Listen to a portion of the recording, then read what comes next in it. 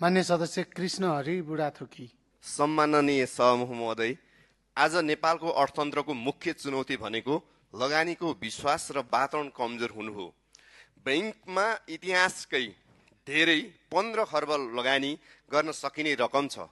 सभामुख मार्फत सरकारलाई सुझाव दिन चाहन्छु, अब लगानीको वातावरण बनाउनको लागि सम्भाव्य परियोजनाको प्रोजेक्ट बैंक बनाउनुपर्छ। अनुमति प्रक्रिया सरल बनाऊ, परियोजना बीमा र क्रेडिट ग्यारेन्टी सहज गरौँ, निजी क्षेत्रको लागि जोखिम घटाइदिउँ र लगानीकर्ताले एउटा परियोजनाका लागि धेरै कार्यालय धाउनुपर्ने अवस्थाको अन्त्य गरौँ। सम्माननीय सभामुख महोदय, स्वदेशी उत्पादनलाई प्राथमिकता दिने नीति बनाऊ।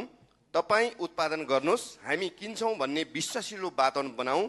Made in Nepal, made in Ramechhap जस्तै स्थानीय उत्पादनको ब्रान्डिङ गरौँ, बजार खोजौँ, निर्यातमा सहजीकरण गरौँ र उत्पादनलाई बाइब्याक तथा कन्ट्र्याक्ट फार्मिङसँग जोडौँ। निजी क्षेत्रलाई सहजीकरण गर्ने प्रभावकारी सरकार बनाऊ।